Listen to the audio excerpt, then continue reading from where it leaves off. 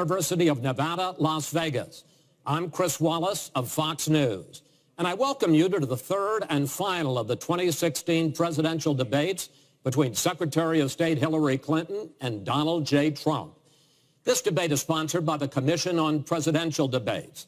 The commission has designed the format, 6 roughly 15-minute segments with 2-minute answers to the first question, then open discussion for the rest of each segment. Both campaigns have agreed to those rules. For the record, I decided the topics and the questions in each topic. None of those questions has been shared with the commission or the two candidates. The audience here in the hall has promised to remain silent. No cheers, boos, or other interruptions so we and you can focus on what the candidates have to say. No noise except right now as we welcome the Democratic nominee for president, Secretary Clinton, and the Republican nominee for president, Mr. Trump.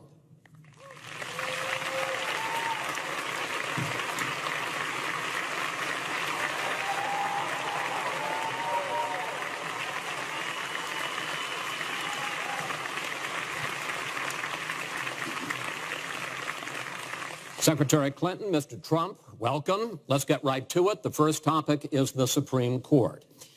You both talked briefly about the court in the last debate, but I want to drill down on this because the next president will almost certainly have at least one appointment and likely or possibly 2 or 3 appointments, which means that you will, in effect, determine the balance of the court for what could be the next quarter century.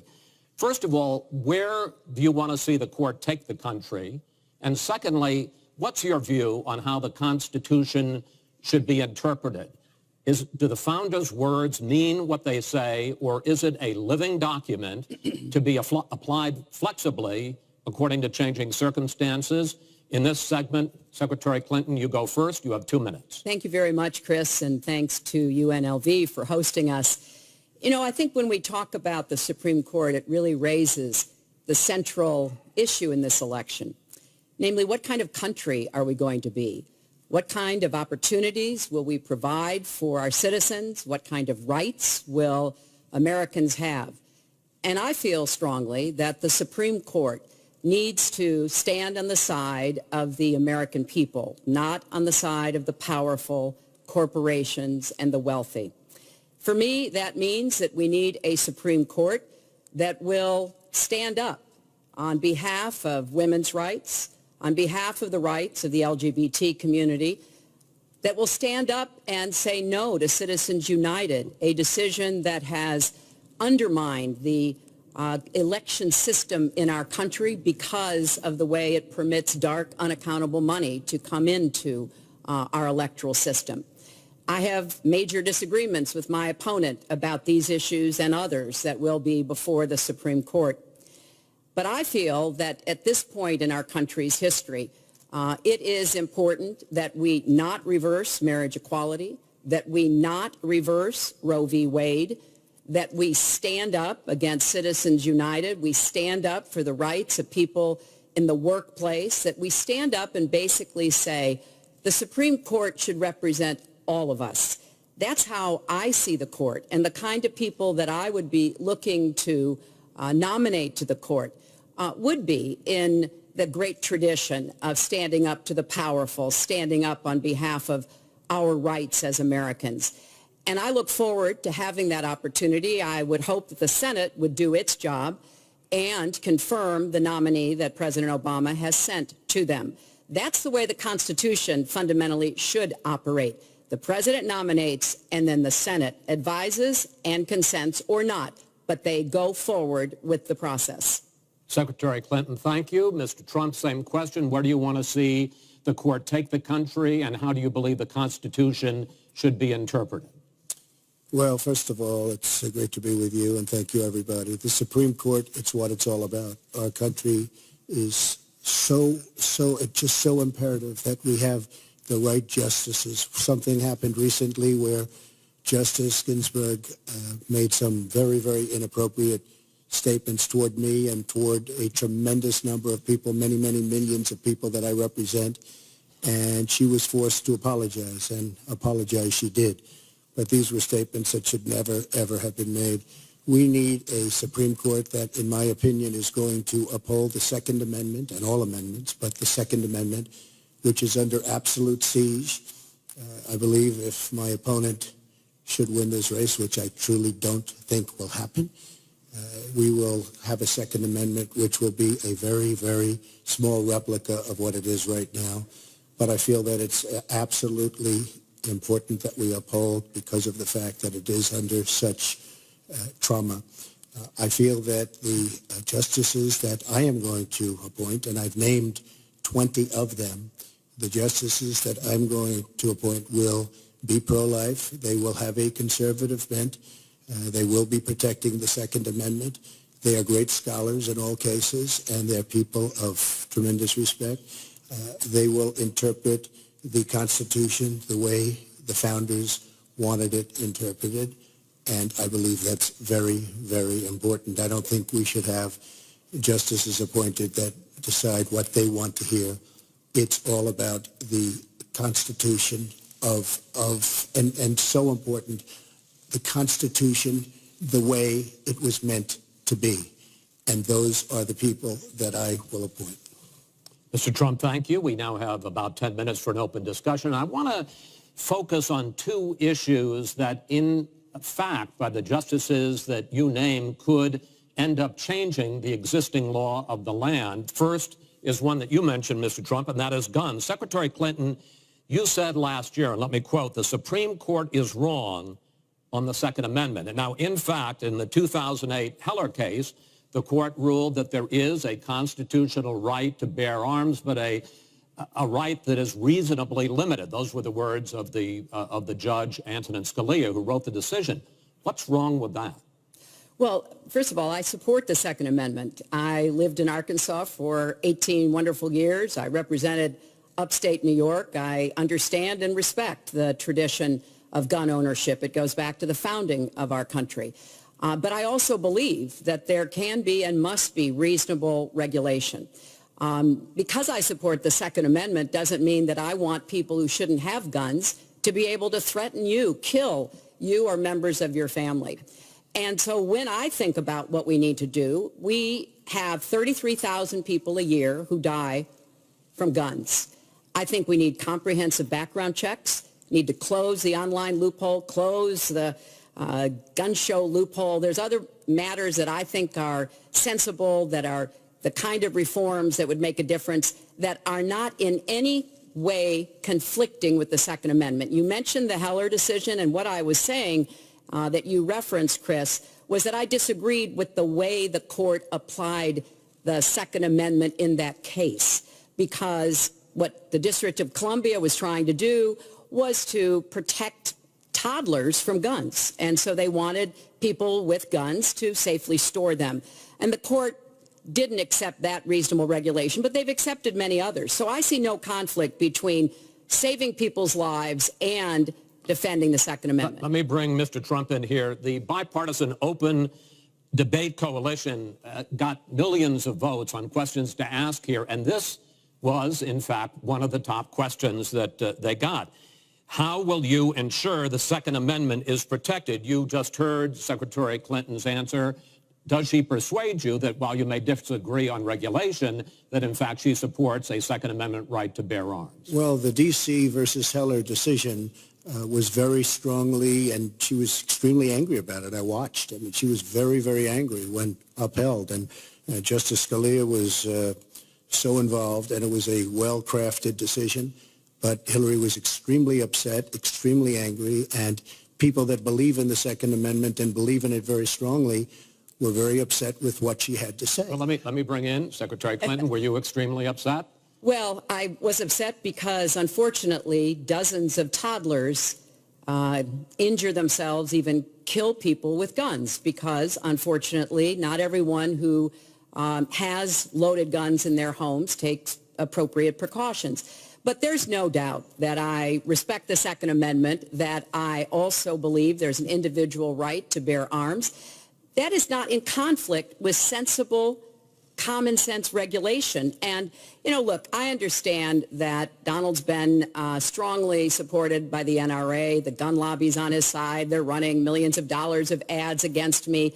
And I regret that, because what I would like to see is for people to come together and say, of course, we're going to protect and defend the Second Amendment, but we're going to do it in a way that tries to save some of these 33,000 lives that we lose every year. Let me bring Mr. Trump back into that, because, in fact, you oppose any limits on assault weapons, any limits on high-capacity magazines. You support a national right-to-carry law. Why, sir? Well, let me just tell you, before we go any further, in Chicago, which has the toughest gun laws in the United States, probably you could say by far, they have more gun violence than any other city. So we have the toughest laws, and you have tremendous gun violence. I am a very strong supporter of the Second Amendment, and I don't know if Hillary was saying it in a sarcastic manner, but I'm very proud to have the endorsement of the NRA, and it's the earliest endorsement they've ever given to anybody who ran for president. So I'm very honored by all of that. We are going to appoint justices. This is the best way to help the Second Amendment. We are going to appoint justices that will feel very strongly about the Second Amendment, that will not do damage to the Second Amendment. Well, let's pick up on another issue which divides you and the justices that whoever ends up winning this election appoints could have a dramatic effect there, and that's the issue of abortion. Right. Mr. Trump, you're pro-life, but I want to ask you specifically, do you want the court, including the justices that you will name, to overturn Roe v. Wade, which includes, in fact states, a woman's right to abortion? Well, if that would happen, because I am pro-life and I will be appointing pro-life judges, I would think that that will go back to the individual states. But I'm asking you specifically, would you like to... If they overturned it, it'll go back to the states. But what I'm asking you, sir, is do you want to see the court overturn? You just said you want to see the court protect the Second Amendment. Do you want to see the court overturn Roe v. Wade? Well, if we put another 2 or perhaps 3 justices on, that's really what's going to be, that will happen. And that'll happen automatically, in my opinion, because I am putting pro-life justices on the court. I will say this, it will go back to the states, and the states will then make a determination. Secretary Clinton. Well, I strongly support Roe v. Wade, which guarantees a constitutional right to a woman to make the most intimate, most difficult in many cases, decisions about her health care that one can imagine. And in this case, it's not only about Roe v. Wade. It is about what's happening right now in America. So many states are putting very stringent regulations on women that block them from exercising that choice, to the extent that they are defunding Planned Parenthood, which of course provides all kinds of cancer screenings and other benefits for women in our country. Donald has said he's in favor of defunding Planned Parenthood. He even supported shutting the government down to defund Planned Parenthood. I will defend Planned Parenthood. I will defend Roe v. Wade, and I will defend women's rights to make their own health care decisions. And we have come too far to have that turned back now. And indeed, he said women should be punished, that there should be some form of punishment for women who obtain abortions. And I could just not be more opposed to that kind of thinking. I'm going to give you a chance to respond, but I want to ask you, Secretary Clinton, I want to explore how far you believe the right to abortion goes. You have been quoted as saying that the fetus has no constitutional rights. You also voted against a ban on late-term partial birth abortions. Why? Because Roe v. Wade very clearly sets out that there can be regulations on abortion so long as the life and the health of the mother are taken into account. And when I voted as a senator, I did not think that that was the case.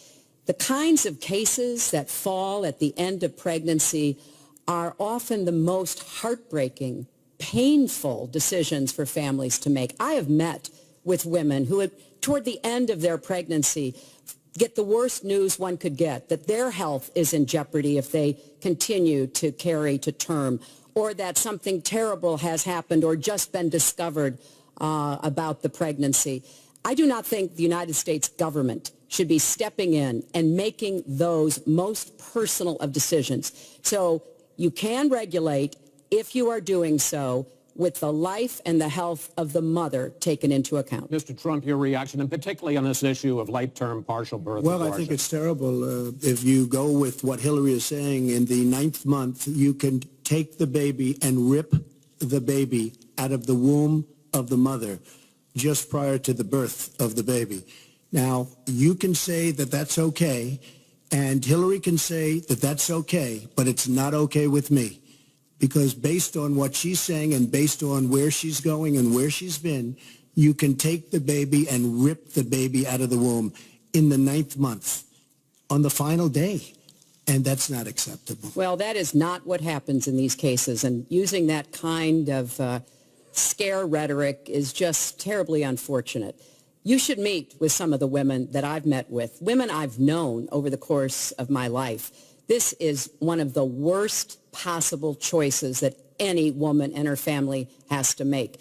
And I do not believe the government should be making it. You know, I've had the great honor of traveling across the world on behalf of our country. I've been to countries where governments either forced women to have abortions like they used to do in China or forced women to bear children like they used to do in Romania. And I can tell you the government has no business in the decisions that women make with their families in accordance with their faith, with medical advice, and I will stand up for that right.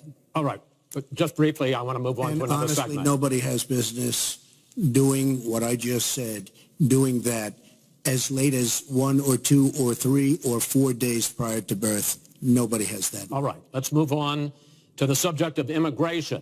And there is almost no issue that separates the two of you more than the issue of immigration. Actually, there are a lot of issues that separate the two of you.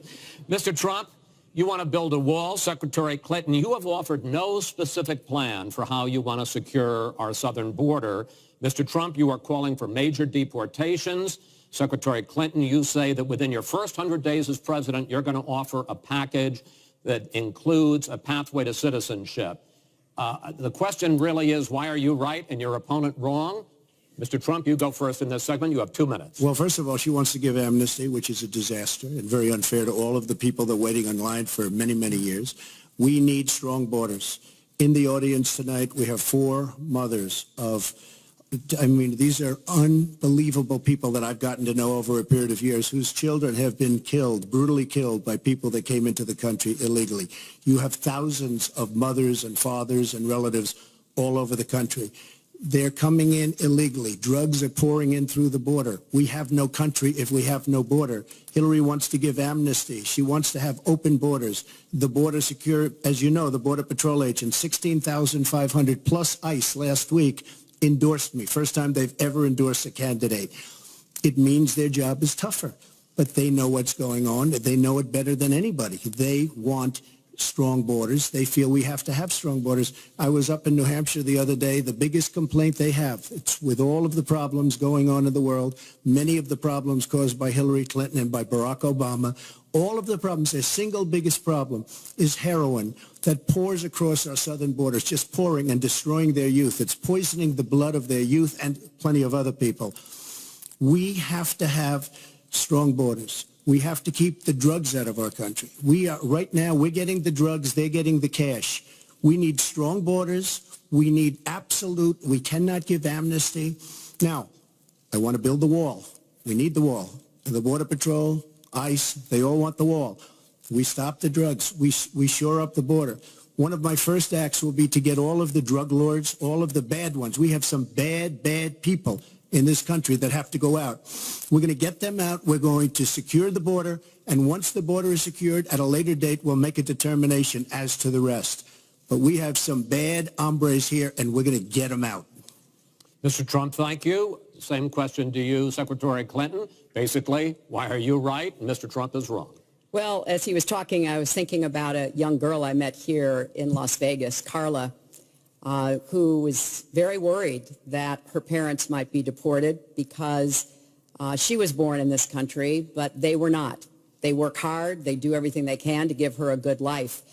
And you're right. I don't want to rip families apart. I don't want to be sending parents away from children. I don't want to see the deportation force that Donald has talked about in action in our country. We have 11 million undocumented people. They have 4 million American citizen children, 15 million people. He said as recently as a few weeks ago in Phoenix that every undocumented person would be subject to deportation. Now, here's what that means. It means you would have to have a massive law enforcement presence, where law enforcement officers would be going school to school, home to home, business to business, rounding up people who are undocumented.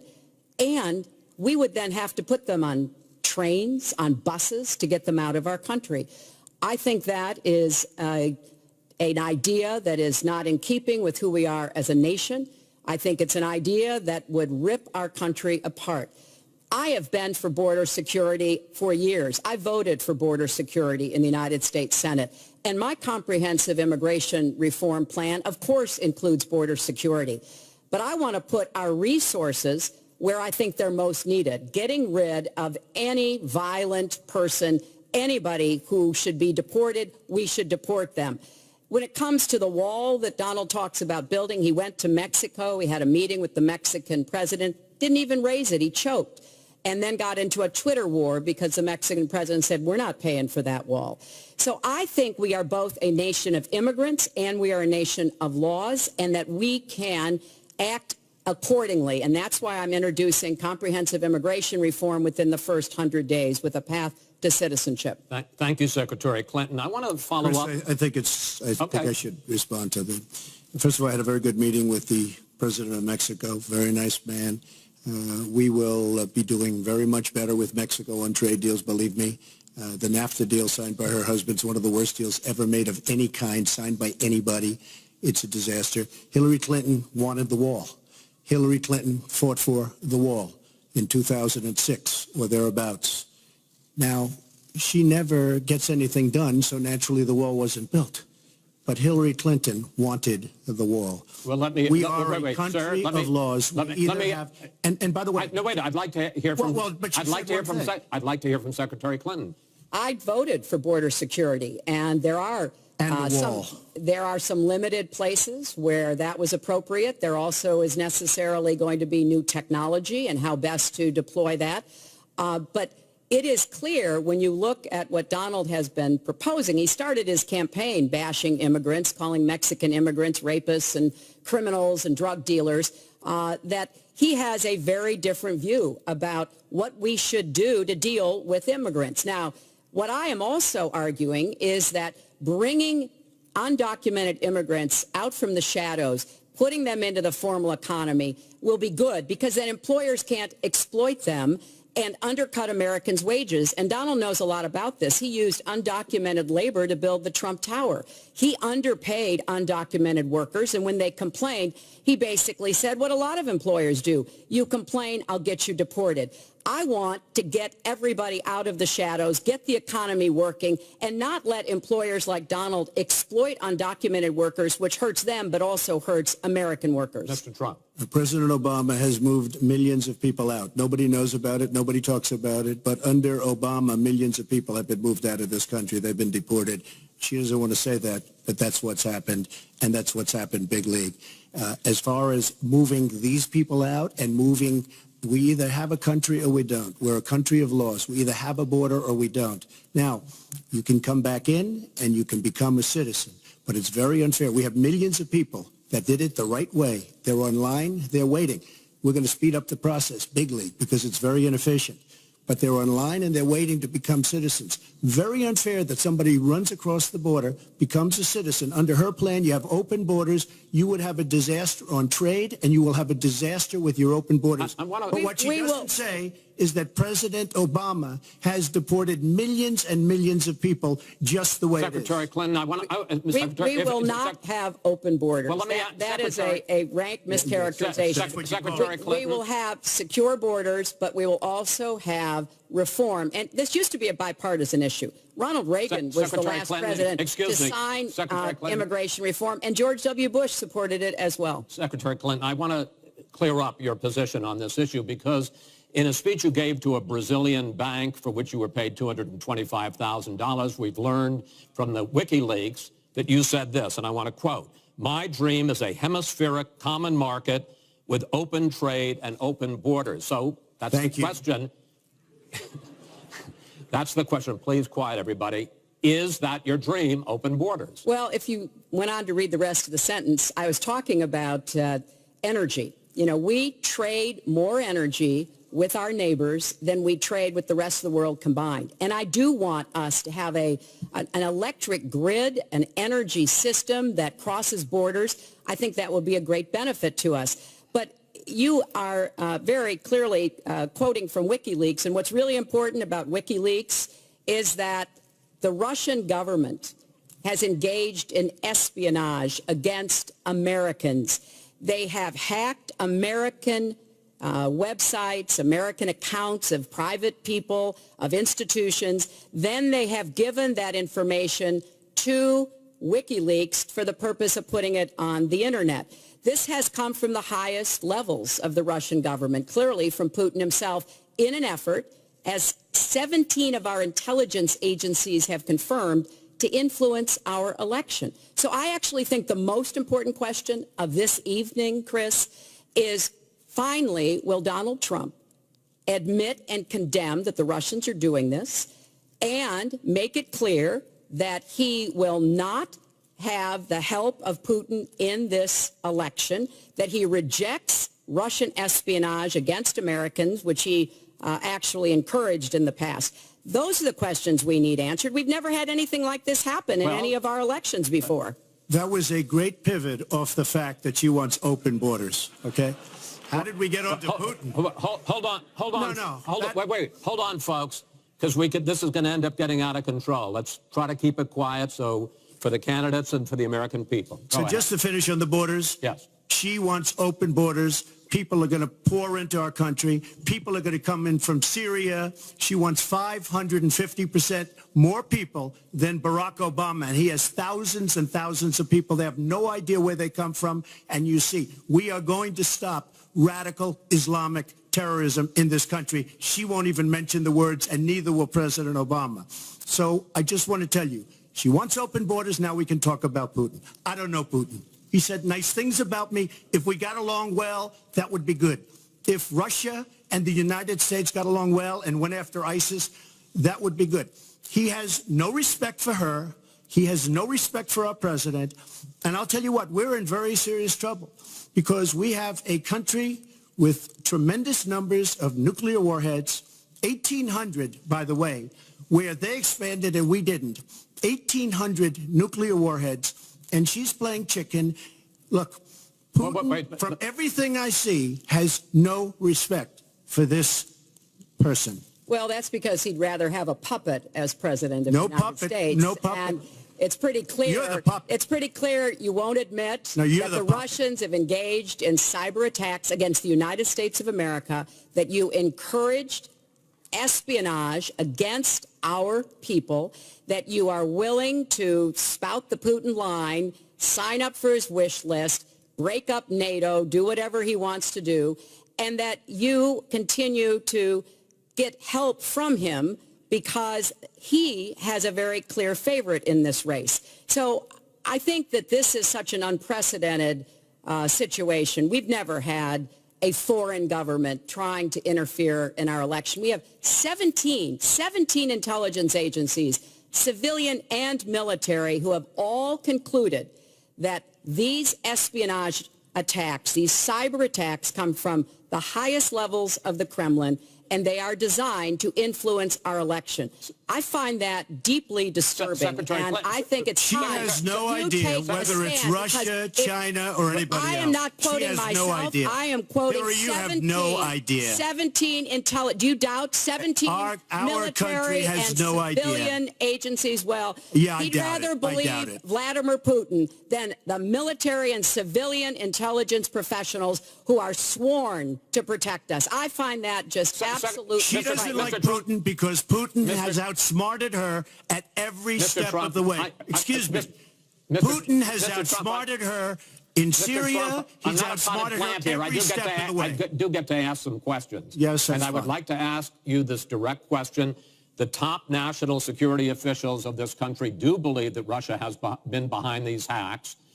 Even if you don't know for sure whether they are, do you condemn any interference by Russia in the American election? By Russia or anybody else? You condemn their interference? Of course I condemn. Of course I can. I don't know Putin. I have no idea. I never met Putin. This is not my best friend. But if the United States got along with Russia, wouldn't be so bad. Let me tell you, Putin has outsmarted her and Obama at every single step of the way, whether it's Syria, you name it, missiles. Take a look at the startup that they signed. The Russians have said, according to many, many reports, I can't believe they allowed us to do this. They create warheads and we can't. The Russians can't believe it. She has been outsmarted by Putin, and all you have to do is look at the Middle East. They've taken over. We've spent $6 trillion. They've taken over the Middle East.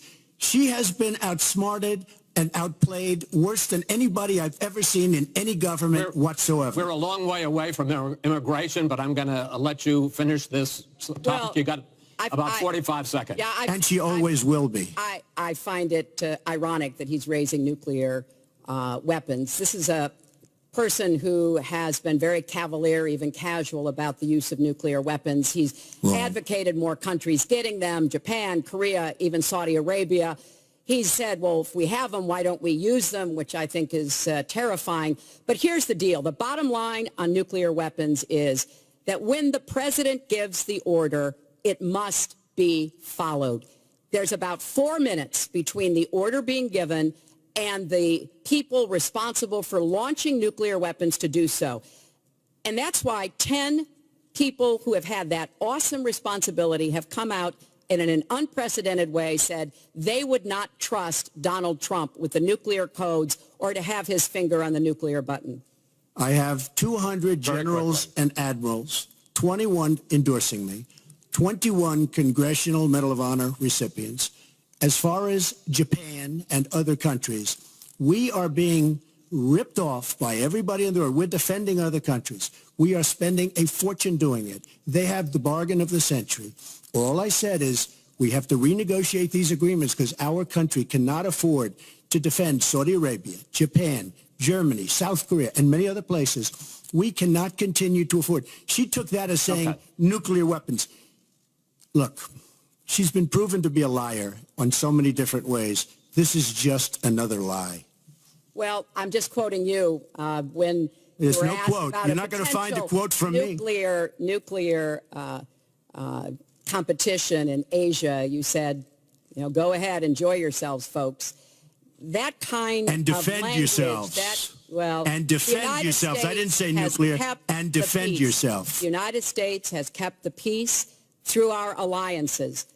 Donald wants to tear up our alliances. I think it makes the world safer, and frankly, it makes the United States safer. I would work with our allies in Asia, in Europe, in the Middle East, and elsewhere.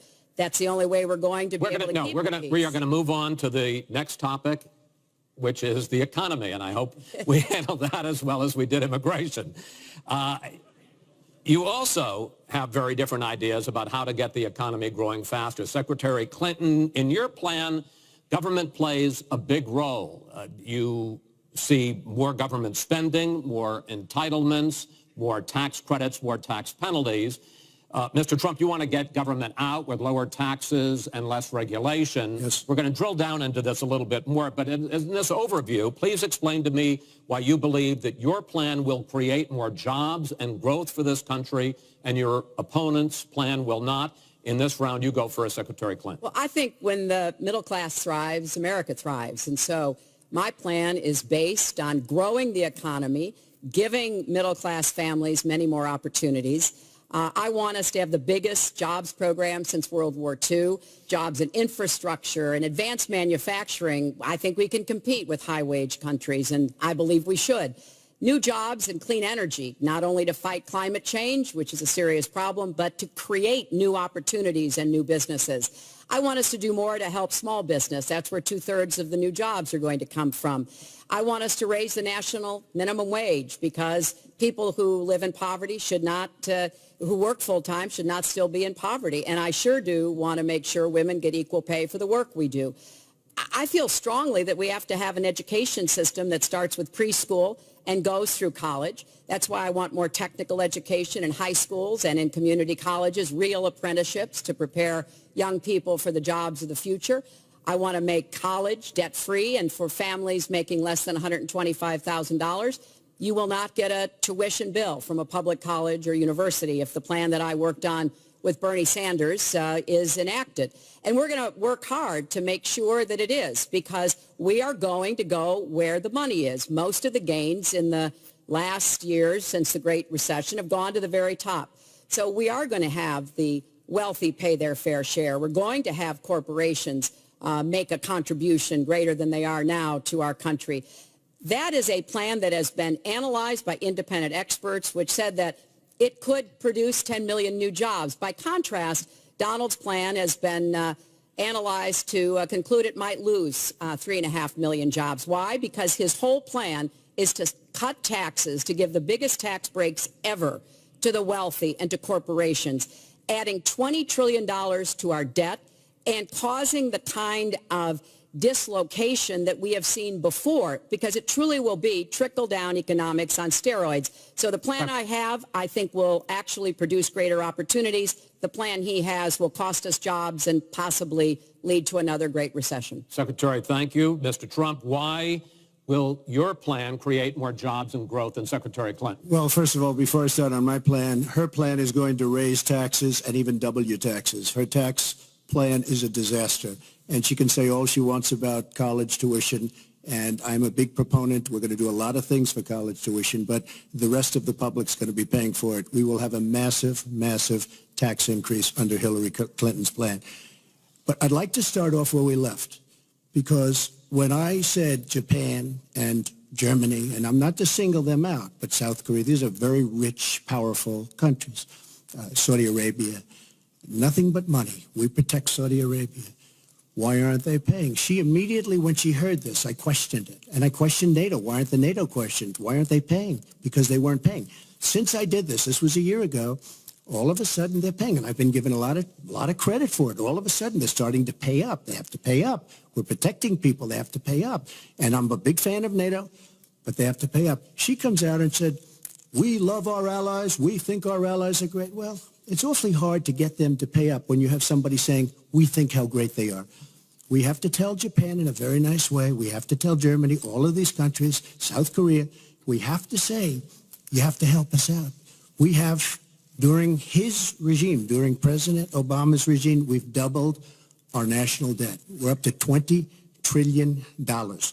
So my plan, we're going to renegotiate trade deals. We're going to have a lot of free trade. We're going to have free trade, more free trade than we have right now. But we have horrible deals. Our jobs are being taken out by the deal that her husband signed, NAFTA, one of the worst deals ever. Our jobs are being sucked out of our economy. You look at all of the places that I just left. You go to Pennsylvania, you go to Ohio, you go to Florida, you go to any of them. You go upstate New York. Our jobs have fled to Mexico and other places. We're bringing our jobs back. I am going to renegotiate NAFTA. And if I can't make a great deal, then we're going to terminate NAFTA and we're going to create new deals. We're going to have trade, but we're going to terminate it. We're going to make a great trade deal. And if we can't, we're going to do it. We're going to go a separate way, because it has been a disaster. We are going to cut taxes massively. We're going to cut business taxes massively. They're going to start hiring people. We're going to bring the $2.5 trillion that's offshore back into the country. We are going to start the engine rolling again, because right now our country is dying at 1% GDP. Well, let me translate that if I can, Chris, because you can't. The fact is he's going to advocate for the largest tax cuts we've ever seen, 3 times more than the tax cuts under the Bush administration. I have said repeatedly throughout this campaign, I will not raise taxes on anyone making $250,000 or less. I also will not add a penny to the debt. I have costed out what I'm going to do. He will, through his massive tax cuts, add $20 trillion to the debt. Well, he mentioned the debt. We know how to get control of the debt. When my husband was president, we went from a $300 billion deficit to a $200 billion surplus, and we were actually on the path to eliminating the national debt. When President Obama came into office, he inherited the worst economic disaster since the Great Depression. He has cut the deficit by 2/3. So, yes, one of the ways you go after the debt, one of the ways you create jobs is by investing in people. So I do have investments in new jobs, investments in education, skill training, and the opportunities for people to get ahead and stay ahead. That's the kind of approach that will work. Cutting taxes on the wealthy, we've tried that. It has not worked the way that it has been promised. Secretary Clinton, I want to pursue your plan because in many ways it is similar to the Obama stimulus plan in 2009, which has led to the slowest GDP growth since 1949. Correct. Thank you, sir. You told me in July when we spoke that the problem is that President Obama didn't get to do enough in what he was trying to do with this stimulus. So is your plan basically even more of the Obama stimulus? Well, it's a combination, Chris. And let me say that when you inherit the level of economic catastrophe that President Obama inherited, it was a real touch-and-go situation. I was in the Senate before I became Secretary of State. I've never seen people as physically distraught as the Bush administration team was because of what was happening to the economy. I personally believe that the steps that President Obama took saved the economy. He doesn't get the credit he deserves for taking some very hard positions. But it was a terrible recession. So now we've dug ourselves out of it. We're standing, but we're not yet running. So what I am proposing is that we invest from the middle out and the ground up, not the top down. That is not going to work. That's why what I have put forward doesn't add a penny to the debt, but it is the kind of approach that will enable more people to take those new jobs, higher paying jobs. We're beginning to see some increase in incomes, and we certainly have had a long string of increasing jobs. We've got to do more to get the whole economy moving, and that's what I believe I will be able to do. Mr. Trump, even conservative economists who have looked at your plan say that the numbers don't add up, that your idea, and you've talked about 25 million jobs created, 4% over a 10-year period growth, is unrealistic. And they say, you talk a lot about growing the energy industry, they say with oil prices as low as they are right now, that's unrealistic as well. Your response? So I just left some high representatives of India. They're growing at 8%. China is growing at 7%, and that for them is a catastrophically low number. We are growing. Our last report came out, and it's right around the 1% level, and I think it's going down. Last week, as you know, at the end of last week, they came out with an anemic jobs report, a terrible jobs report. In fact, I said, is that the last jobs report before the election? Because if it is, I should win easily. It was so bad. The report was so bad. Look, our country is stagnant. We've lost our jobs. We've lost our businesses. We're not making things anymore, relatively speaking. Our product is pouring in from China, pouring in from Vietnam, pouring in from all over the world. I've visited so many communities. This has been such an incredible education for me, Chris.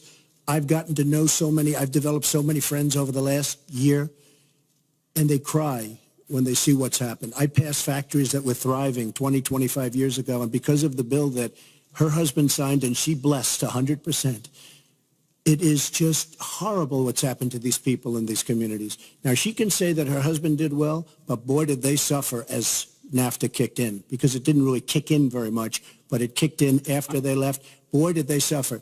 That was one of the worst things that's ever been signed by our country. Now she wants to sign Trans-Pacific Partnership, and she wants it. She lied when she said she didn't call it the gold standard in one of the debates. She totally lied. She did call it the gold standard, and they actually fact-checked, and they said I was right. I was so honored. I want to give you a chance to briefly speak to that, and then I want to pivot to 1/6 of the economy, which is Obamacare. But go ahead, briefly. First, let me say, number one, when I saw the final agreement for TPP, I said I was against it. It didn't meet my tests. I've had the same tests. Does it create jobs, raise incomes, and further our national security? I'm against it now. I'll be against it after the election. I'll be against it when I'm president.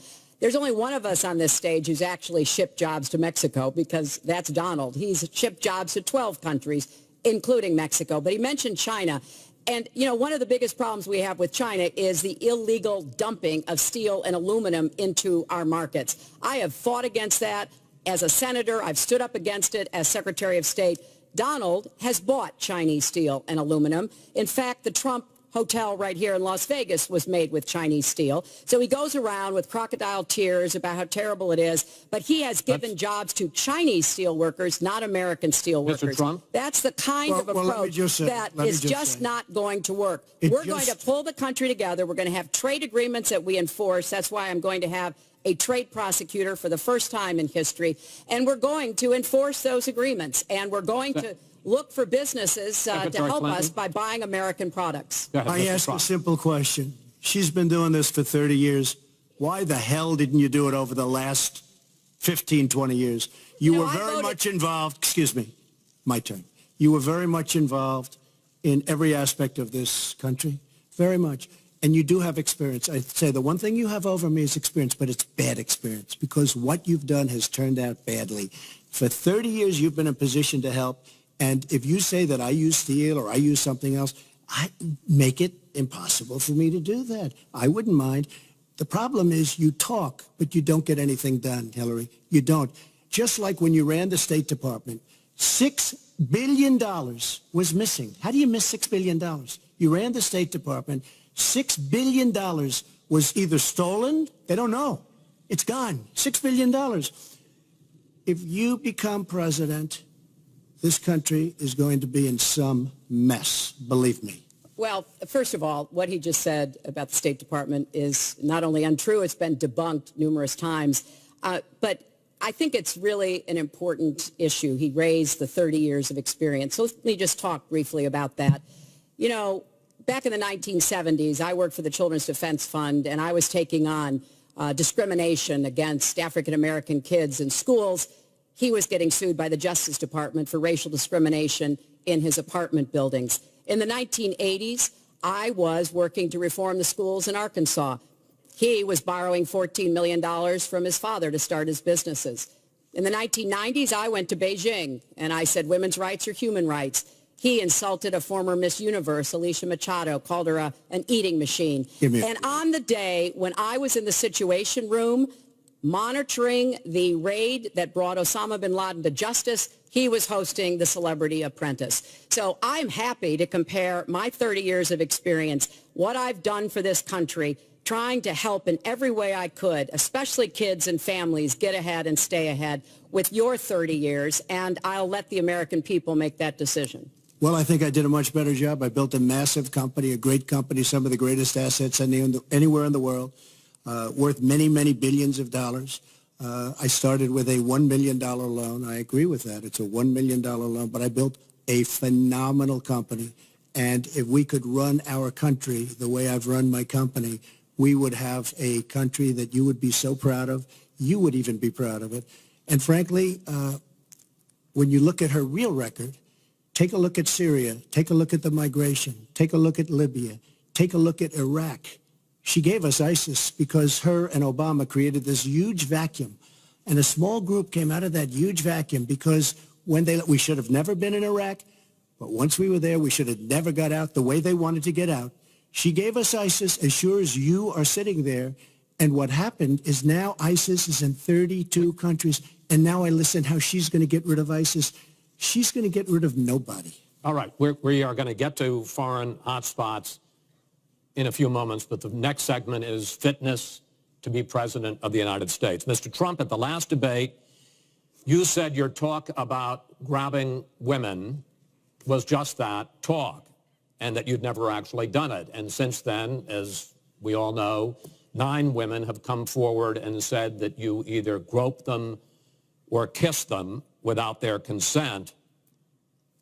Why would so many different women from so many different circumstances over so many different years, why would they all in this last couple of weeks make up, you deny this, why would they all make up these stories? And since this is a question for both of you, Secretary Clinton, Mr. Trump says what your husband did and that you defended was even worse. Mr. Trump, you go first. Well, first of all, those stories have been largely debunked. Those people, I don't know those people. I have a feeling how they came. I believe it was her campaign that did it, just like if you look at what came out today on the clips, where I was wondering what happened with my rally in Chicago and other rallies where we had such violence. She's the one in Obama that caused the violence. They hired people, they paid them $1,500, and they're on tape saying, be violent, cause fights, do bad things. I would say the only way, because those stories are all totally false, I have to say that. And I didn't even apologize to my wife, who's sitting right here, because I didn't do anything. I didn't know any of these women. I didn't see these women. These women, the woman on the plane, the woman, I think they want either fame or her campaign did it. And I think it's her campaign, because when I saw what they did, which is a criminal act, by the way, where they're telling people to go out and start fistfights and start violence. And I'll tell you what, in particular in Chicago, people were hurt and people could have been killed in that riot. And that was now all on tape, started by her. I believe, Chris, that she got these people to step forward. If it wasn't, they get their 10 minutes of fame. But they were all totally, it was all fiction. It was lies and it was fiction. Well, Secretary Clinton. At the last debate, we heard Donald talking about what he did to women. And after that, a number of women have come forward saying that's exactly what he did to them. Now, what was his response? Well, he held a number of big rallies where he said that he could not possibly have done those things to those women because they were not attractive enough for I did not them say to be that. assaulted. I did not say that. In fact, he went on to say... Her 2 minutes, sir, her 2 minutes. But did not say that. It's her 2 minutes. He went on to say, look at her. I don't think so. About another woman, he said, that wouldn't be my first choice. He attacked the woman reporter writing the story, called her disgusting, as he has called a number of women during this campaign. You know, Donald thinks belittling women makes him bigger. He goes after their dignity, their self-worth, and I don't think there is a woman anywhere who doesn't know what that feels like. So we now know what Donald thinks and what he says and how he acts toward women. That's who Donald is. I think it's really up to all of us to demonstrate who we are and who our country is, and to stand up and be very clear about what we expect from our next president, how we want to bring our country together, where we don't want to have the kind of pitting of people one against the other, where instead we celebrate our diversity, we lift people up, and we make our country even greater. America is great because America is good. And it really is up to all of us to make that true now and in the future, and particularly for our children and our grandchildren. Mr. Trump. Nobody has more respect for women than I do. Nobody. Nobody has more respect. Please, everybody. And frankly, those stories have been largely debunked. And I really want to just talk about something slightly different. She mentions this, which is all fiction, all fictionalized, probably or possibly started by her and her very sleazy campaign. But I will tell you, what isn't fictionalized are her emails, where she destroyed 33,000 emails criminally, after getting a subpoena from the United States Congress. What happened to the FBI? I don't know.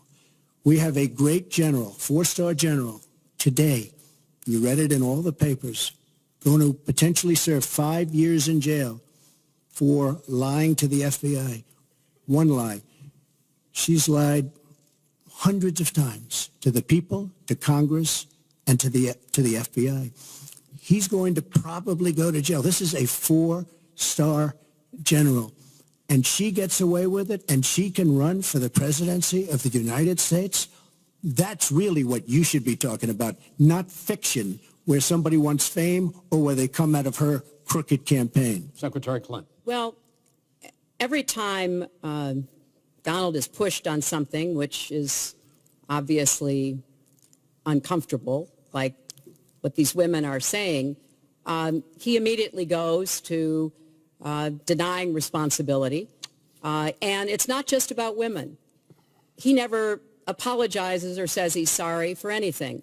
So we know what he has said and what he's done to women. But he also went after a disabled reporter, mocked and mimicked him on national television. He went after Mr. and Mrs. Khan, the parents of a young man who died serving our country, a Gold Star family because of their religion. He went after John McCain, a prisoner of war, said he prefers people who aren't captured. He went after a federal judge, born in Indiana, but who Donald said couldn't be trusted to try the fraud and racketeering case against Trump University because his parents were Mexican. So it's not one thing. This is a pattern of divisiveness, of a very dark and in many ways dangerous vision of our country, where he incites violence, where he applauds people who are pushing and pulling and punching at his rallies. That is not who America is. And I hope that as we move in the last weeks of this campaign, more and more people will understand what's at stake in this election. It really does come down to what kind of country we are going to have. So sad when she talks about violence at my rallies, and she caused the violence. It's on tape. The other things are false, but honestly, I'd love to talk about getting rid of ISIS, and I'd love to talk about other things. Okay. But those other charges, as she knows, are false. In this bucket about fitness to be president, there's been a lot of developments over the last 10 days since the last debate. I'd like to ask you about them. These are questions that the American people have. Secretary Clinton, during your 2009 Senate confirmation hearing, you promised to avoid even the appearance of a conflict of interest with your dealing with the Clinton Foundation while you were Secretary of State. But emails show that donors got special access to you. Those seeking grants for Haiti relief were considered separately from non-donors, and some of those donors got government contracts, taxpayer money. Can you really say that you kept your pledge to that Senate committee? And why isn't what happened and what went on between you and the Clinton Foundation, why isn't it what Mr. Trump calls pay to play? Well, everything I did as Secretary of State was in furtherance of our country's interests and our values. The State Department has said that. I think that's been proven. But I am happy. In fact, I'm thrilled to talk about the Clinton Foundation because it is a world-renowned charity. And I am so proud of the work that it does. You know, I could talk for the rest of the debate. I know I don't have the time to do that. But just briefly, the Clinton Foundation made it possible for 11 million people around the world with HIV/AIDS to afford treatment. And that's about half of all the people in the world who are getting treatment. In partnership with the American Health Association, we have made environments in schools healthier for kids, Secretary including Clinton, healthier respectfully, this is an open discussion. Well, it is an open discussion. I understand, and the specific question went to pay for play. Do you want to talk about that? But there is no evidence, but there is a lot of evidence about the very good work and it's a criminal enterprise, and so many people know it. It's a criminal enterprise. Saudi Arabia giving $25 million, Qatar, all of these countries. You talk about women and women's rights. So these are people that push gays off buildings. These are people that kill women and treat women horribly, and yet you take their money. So I'd like to ask you right now, why don't you give back the money that you've taken from certain countries that treat certain groups of people so horribly? Why don't you give back the money? I think it would be a great gesture because she takes a tremendous amount of money, and you take a look at the people of Haiti. I was at a little Haiti the other day in Florida, and I want to tell you, they hate the Clintons because what's happened in Haiti with the Clinton Foundation is a disgrace. And you know it, and they know it, and everybody knows Secretary it. Clinton. Well, very quickly, we at the Clinton Foundation spend 90% of all the money that is donated on behalf of programs of people around the world and in our own country. I'm very proud of that. We have the highest rating from the watchdogs that follow foundations, and I'd be happy to compare what we do with the Trump Foundation, which took money from other people and bought a 6-foot portrait of Donald. I mean, who does that? It just was astonishing. But when it comes to Haiti, Haiti is the poorest country in our hemisphere. the earthquake and the hurricanes. It has devastated Haiti. Bill and I have been involved in trying to help Haiti for many years. The Clinton Foundation raised $30 million to help Haiti after the catastrophic earthquake and all of the terrible problems the people there had. We've done things to help small businesses, agriculture, and so much else. And we're going to keep working to help Haiti because it's an important part of the American They don't want you to help them anymore. I'd like to mention one thing. Trump Foundation, small foundation. People contribute. I contribute. The money goes 100% goes to different charities, including a lot of military. I don't get anything. I don't buy boats. I don't buy planes. What happens is the money goes out. Wasn't some of the money used to settle your lawsuit, sir? No, it was, we put up the American flag, and that's it. They put up the American flag. We fought for the right in Palm Beach to put up the American flag. There was a penalty that was imposed by Palm Beach County, and the money came from your foundation. And by the way, the money went to Fisher House, where they build houses. The money that you're talking about went to Fisher House, where they build houses for veterans and disabled. I want to get into one last... But of course, there's no way we can know whether any of that is true because he hasn't released his tax returns. He is the first candidate ever to run for president in the last 40-plus years who has not released his tax returns. So everything he says about charity or anything else, we can't prove it. You can look at our tax returns. We've got them all out there. But what is really troubling is that we learned in the last debate he has not paid a penny in federal income tax. And we were talking about immigrants a few minutes ago, Chris. You know, half of all immigrants, undocumented immigrants in our country, actually pay federal income tax. So we have undocumented immigrants in America who are paying more federal income tax than a billionaire. I find that let me just tell you very astonishing. Simply, we're entitled, because of the laws that people like her pass, to take massive amounts of depreciation and other charges, and we do it. And all of her donors, just about all of them, I know Buffett took hundreds of millions of dollars, George Soros, took hundreds of millions of dollars. Let me just explain. All of her donors, most of her donors have done the same thing as I did. Okay. And you know what you should have done? Folks, we heard and this. You know, Hillary, what you should have done? You should have changed the law when you were a United States Senator. If folks, you don't like we heard it. this. Yeah. Because your donors and your special interests are doing the same thing as I do, except even more so. Well, you should have changed the law, but you won't change the law because you take in so much money. I mean, I sat in my apartment today on a very beautiful hotel down the street, known as Made with Chinese steel. But I will tell you, I sat there watching ad after ad after ad, false ad, all paid for by your friends on Wall Street that gave so much money because they know you're going to protect them. And frankly, you should have changed the laws. If you don't like what I did, you should have changed the laws. Mr. Trump, I want to ask you about one last question in this topic. You have been warning at rallies recently that this election is rigged and that Hillary Clinton is in the process of trying to steal it from you. Your running mate, Governor Pence, pledged on Sunday that he and you, his words, will absolutely accept the result of this election. Today, your daughter Ivanka said the same thing. I want to ask you here on the stage tonight, do you make the same commitment that you will absolutely, sir, that you will absolutely accept the result of this election? I will look at it at the time. I'm not looking at anything now. I'll look at it at the time. What I've seen is so bad. First of all, the media is so dishonest and so corrupt, and the pile-on is so amazing. The New York Times actually wrote an article about it that they don't even care. It's so dishonest, and they've poisoned the minds of the voters. But unfortunately for them, I think the voters are seeing through it. I think they're going to see through it. We'll find out on November 8th, but I think they're going to see through it. But, sir, if you look, excuse me, Chris, if you look at your voter rolls, you will see millions of people that are registered to vote. Millions. This isn't coming from me. This is coming from Pew Report and other places. Millions of people that are registered to vote that shouldn't be registered to vote. So let me just give you one other thing. So I talk about the corrupt media. I talk about the millions of people. Tell you one other thing. She shouldn't be allowed to run.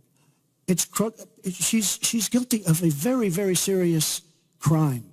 She should not be allowed to run. And just in that respect, I say it's rigged because she should never have been allowed to run for the presidency based on what she did with emails and so many other things. But, sir, there is a tradition in this country. In fact, one of the prides of this country is the peaceful transition of power, and that no matter how hard fought a campaign is, that at the end of the campaign, that the loser concedes to the winner, not saying that you're necessarily going to be the loser or the winner, but that the loser concedes to the winner and that the country comes together in part for the good of the country. Are you saying you're not prepared now to commit to that principle? What I'm saying is that I will tell you at the time. I'll keep you in suspense. Well, okay? Chris, let me respond to that because that's horrifying. You know, every time Donald thinks things are not going in his direction, he claims whatever it is rigged against him. The FBI conducted a year-long investigation into my emails. They concluded there was no case. He said the FBI was rigged. He lost the Iowa caucus. He lost the Wisconsin primary. He said the Republican primary was rigged against him. Then Trump University gets sued for fraud and racketeering. He claims the court system and the federal judge is rigged against him. There was even a time when he didn't get an Emmy for his TV program 3 years in a row, and he started tweeting that the Emmys were rigged against him. Should have gotten it. This is a mindset. This is how Donald thinks. And it's funny, but it's also really troubling. Okay. You know, that is not the way our democracy works. We've been around for 240 years. We've had free and fair elections. We've accepted the outcomes when we may not have liked them.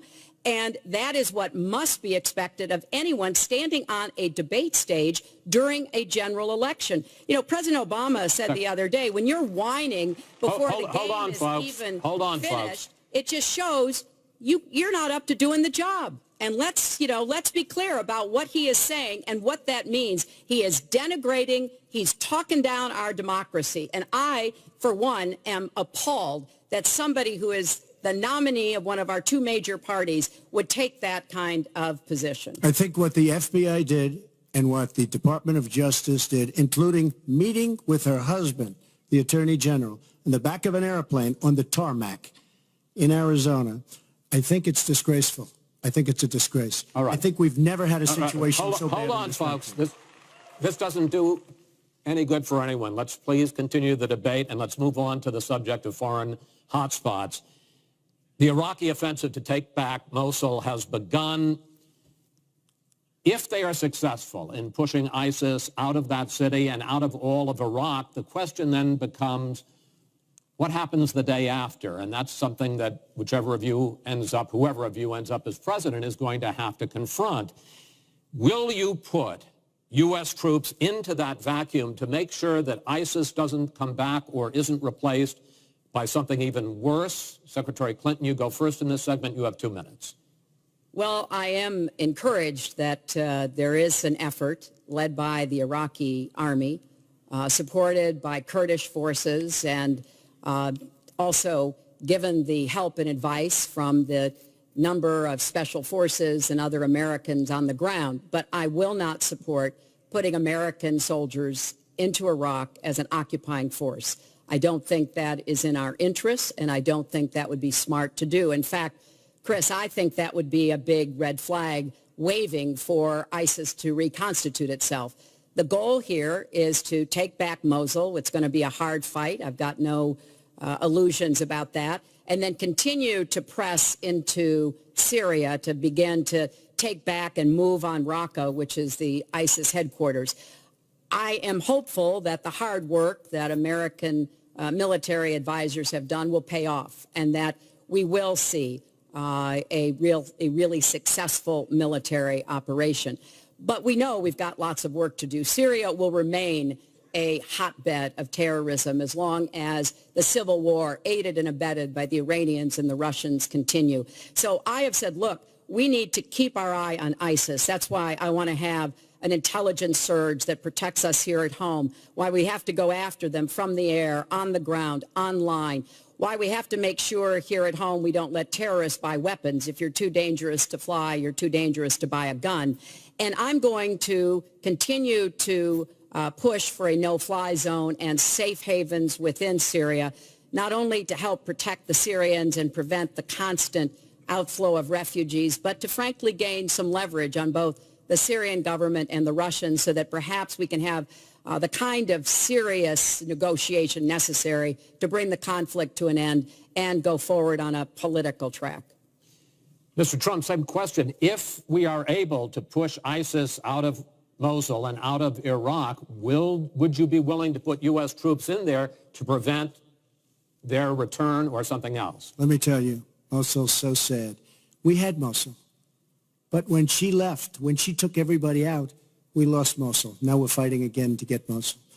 The problem with Mosul and what they wanted to do is they wanted to get the leaders of ISIS who they felt were in Mosul. About 3 months ago, I started reading that they want to get the leaders and they're going to attack Mosul. Whatever happened to the element of surprise? Okay? We announced we're going after Mosul. I've been reading about going after Mosul now for about, how long is it, Hillary? 3 months? These people have all left. They've all left. The element of surprise. Douglas, MacArthur, George Patton spinning in their graves when they see the stupidity of our country. So we're now fighting for Mosul that we had. All she had to do is stay there. Now we're going in to get it. But you know who the big winner in Mosul is going to be after we eventually get it? And the only reason they did it is because she's running for the office of president. And they want to look tough. They want to look good. He violated the red line in the sand, and he made so many mistakes, made all mistakes. That's why we have the Great Migration. But she wanted to look good for the election, so they're going in. But who's going to get Mosul, really? We'll take Mosul eventually. By the way, if you look at what's happening, much tougher than they thought. Much, much tougher, much more dangerous, going to be more deaths than they thought. But the leaders that we wanted to get are all gone because they're smart. They said, what do we need this for? So Mosul is going to be a wonderful thing, and Iran should write us a letter of thank you, just like the really stupid, the stupidest deal of all time, a deal that's going to give Iran absolutely nuclear weapons. Iran should write us yet another letter saying thank you very much, because Iran, as I said many years ago, Iran is taking over Iraq, something they've wanted to do forever, but we've made it so easy for them. So we're now going to take Mosul, and you know who's going to be the beneficiary? Iran. Boy, are they making, I mean, they are outsmarting. Look, you're not there. You might be involved in that decision, but you were there when you took everybody out of Mosul and out of Iraq. You shouldn't have been in Iraq, but you did vote for it. You shouldn't have been in Iraq, but once you were in Iraq, you should have never left the way. The point is, the big winner is going to be Iran. Well, you know, once again, Donald is implying that he didn't support the invasion of Iraq. I said it was a mistake. I've said that years ago. He has consistently denied what is a very clear fact, that before the invasion, he supported it. And, you know, I just want everybody to go Google it. Google Donald Trump Iraq, and you will see the dozens of sources which verify that he was for the invasion of Iraq. And you can actually hear the audio of him saying that. Now, why does that matter? Well, it matters because he has not told the truth about that position. I guess he believes it makes him look better now to contrast with me because I did vote for it. But what's really important here is to understand all the interplay. Mosul is a Sunni city. Mosul is on the border of Syria. And yes, we do need to go after Baghdadi, and just like we went after bin Laden. While you were doing Celebrity Apprentice, and we brought him to justice. We need to go after the leadership, but we need to get rid of them, get rid of their fighters. They're estimated several thousand fighters in Mosul. They've been digging underground. They've been prepared to defend. It's going to be tough fighting, but I think we can take back Mosul, and then we can move on into Syria and take back Raqqa. This is what we have to do. I'm just amazed that he seems to think that the Iraqi government and our allies and everybody else launched the attack on Mosul to help me in this election. But that's how Donald thinks, you know. He always is looking for some Chris, we don't gain anything. He has all the Iran is taking over Iraq. Secretary Clinton. Iran is taking over Iraq. We don't gain Secretary Clinton. We would have gained if they did it by surprise. Wait. Secretary Clinton, it's an open discussion. Secretary. We would have gained if they did it by surprise. Secretary, please let Mr. Trump speak. He's unfit, and he proves it every time you are the one that's unfit. You know, WikiLeaks just actually came out. John Podesta said some horrible things about you, and boy, was he right.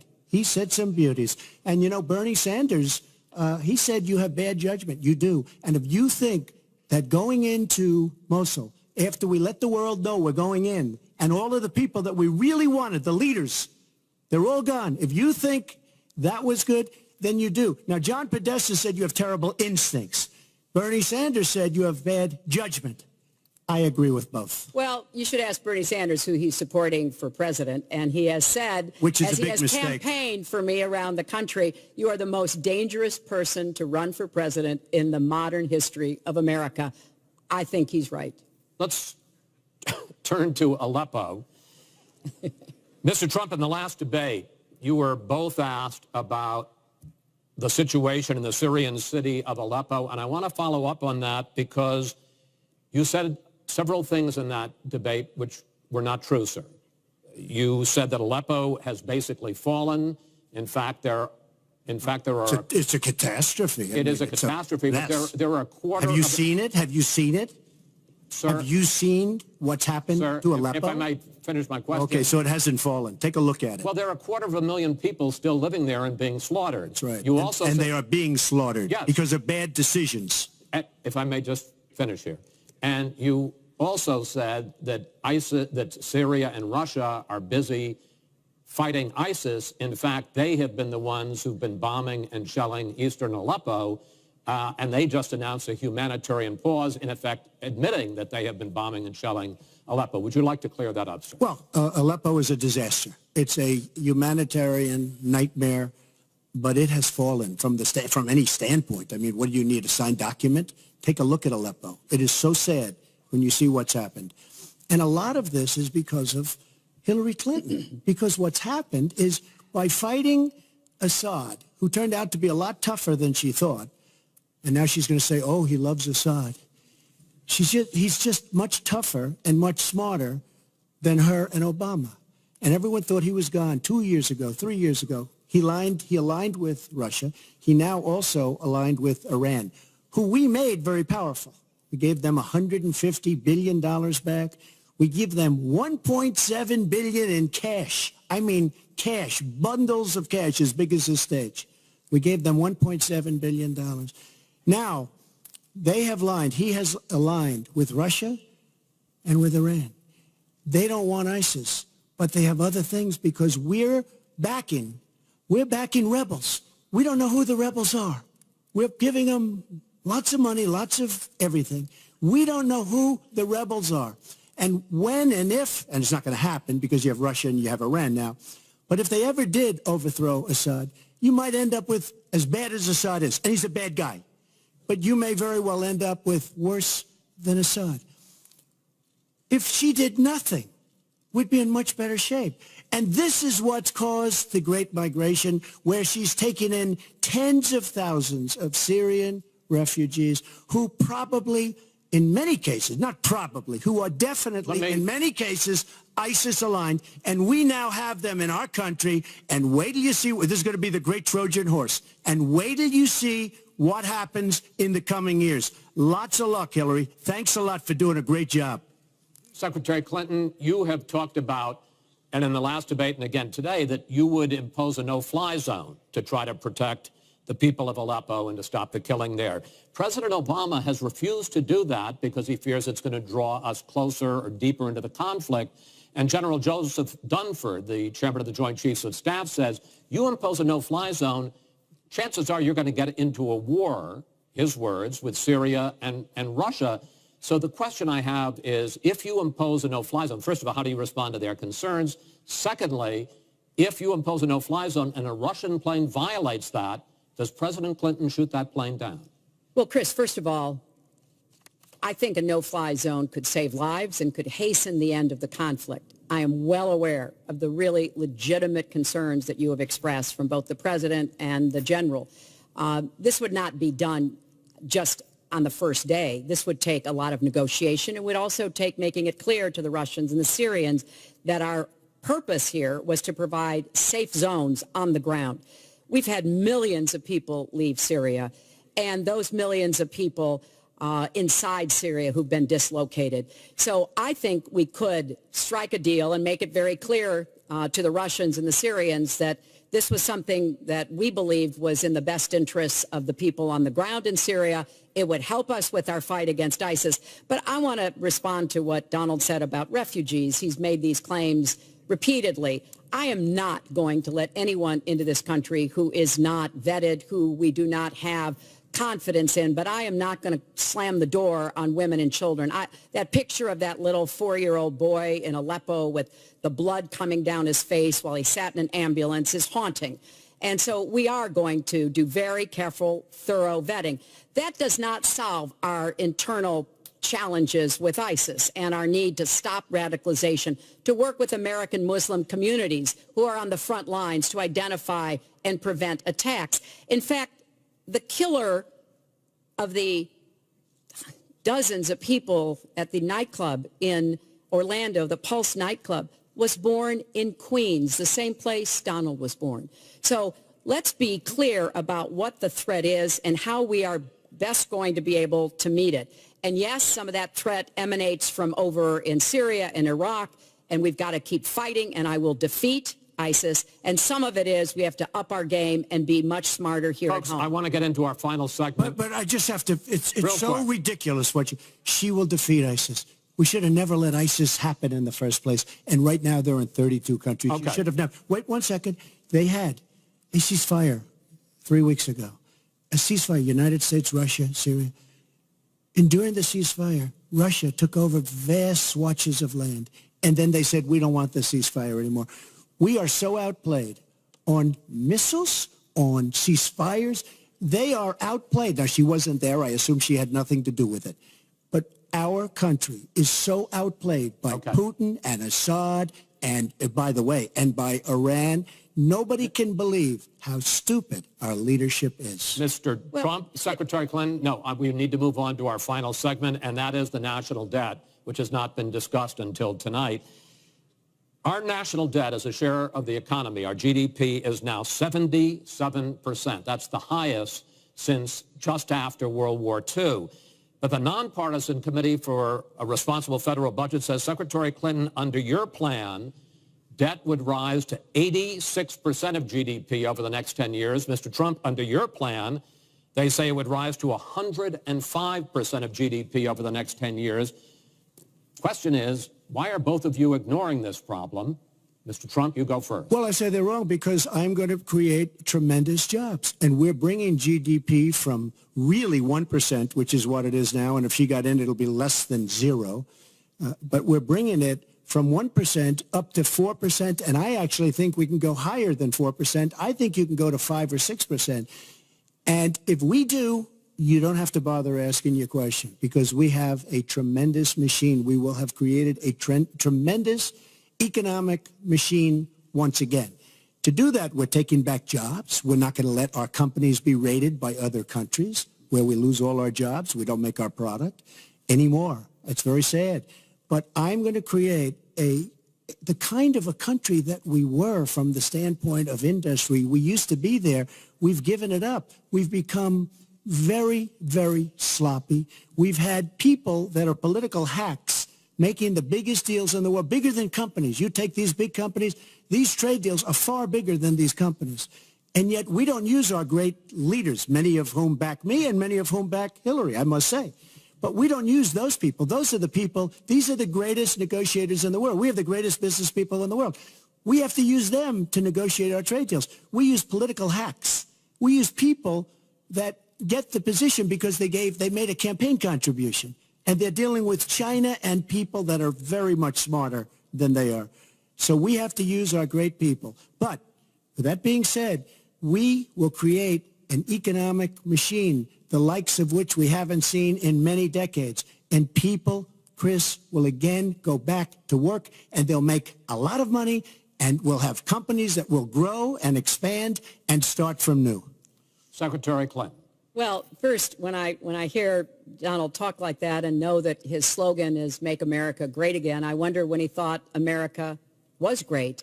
And before he rushes and says, you know, before you and President Obama were there, I think it's important to recognize that he has been criticizing our government for decades. You know, back in 1987, He took out a $100,000 ad in the New York Times during the time when President Reagan was president and basically said exactly what he just said now, that we were the laughing stock of the world. He was criticizing President Reagan. This is the way Donald thinks about himself, puts himself into, the middle and says, I alone can fix it, as he said on the convention stage. But if you look at the debt, which is the issue you asked about, Chris, I pay for everything I'm proposing. I do not add a penny to the national debt. I take that very seriously because I do think it's one of the issues we've got to come to grips with. So when I talk about how we're going to pay for education, how we're going to invest in infrastructure, how we're going to get the cost of prescription drugs down, and a lot of the other issues that people talk to me about all the time, I've made it very clear we are going where the money is. We are going to ask the wealthy and corporations to pay their fair share. And there is no evidence whatsoever that that will slow down or diminish our growth. In fact, I think just the opposite. We'll have what economists call middle-out growth. We've got to get back to rebuilding the middle class, the families of America. That's where growth will come from. That's why I want to invest in you. I want to invest in your family. And I think that's the smartest way to grow the economy, to make the economy fairer.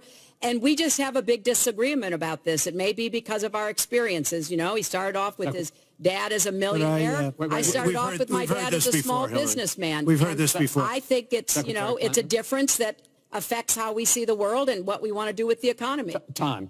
Thank you, Hillary. Could I just respond? Well, no. Because sir, I because did disagree with Ronald Reagan very strongly on trade. I disagreed with him. We should have been much tougher on trade even then. I've been waiting for years. Nobody does it right. And frankly, now we're going to do it right. All right. The one last area I want to get into with you in this debate is the fact that the biggest driver of our debt is entitlements, which is 60% of all federal spending. Now, the Committee for Responsible Federal Budget has looked at both of your plans, and they say neither of you has a serious plan that is going to solve the fact that Medicare is going to run out of money in the 2020s, Social Security is going to run out of money in the 2030s, and at that time, recipients are going to take huge cuts in their benefits. So, in effect, the final question I want to ask you in this regard is, and let me start with you, Mr. Trump, would President Trump make a deal to save Medicare and Social Security that included both tax increases and benefit cuts, in effect, a grand bargain on entitlements? I'm cutting taxes. We're going to grow the economy. It's going to grow at a record rate. But that's not going to help on entitlements. It's going to totally help you. And one thing we have to do, repeal and replace the disaster known as Obamacare. It's destroying our country. It's destroying our businesses, our small business, and our big businesses. We have to repeal and replace Obamacare. You take a look at the kind of numbers that will cost us in the year 17. It is a disaster if we don't repeal and replace. Now, it's probably going to die of its own weight, but Obamacare has to go. The premiums are going up 60, 70, 80%. Next year, they're going to go up over 100%.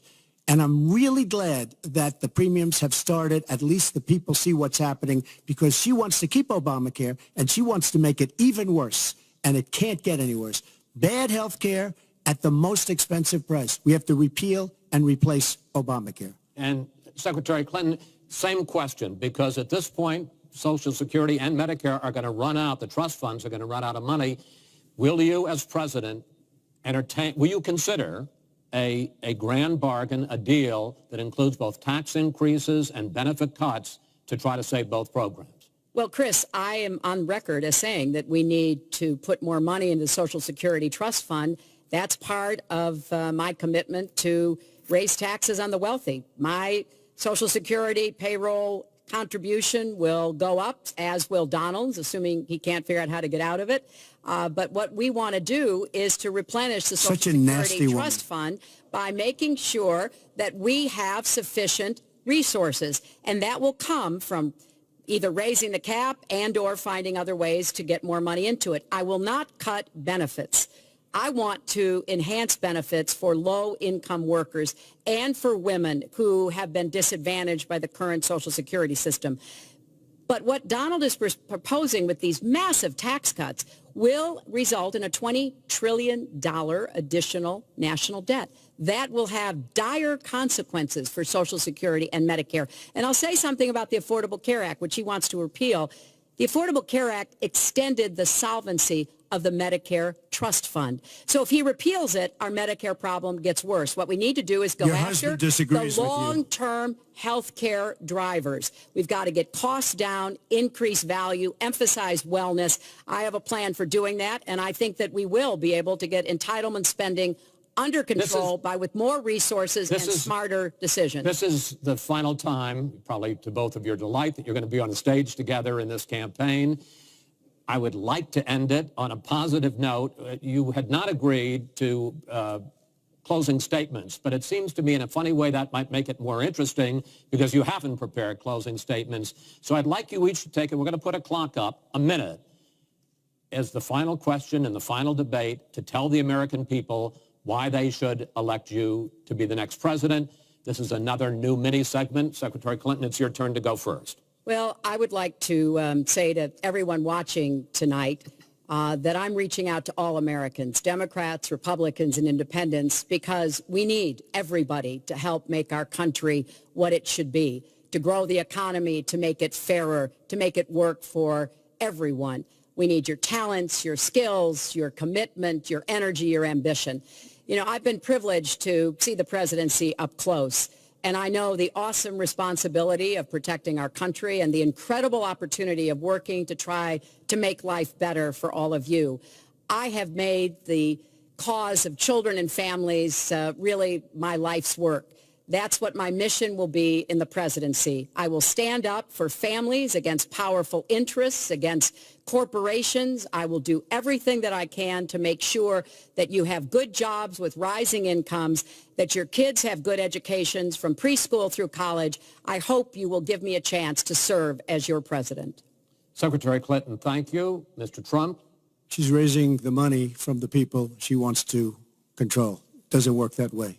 But when I started this campaign, I started it very strongly. It's called Make America Great Again.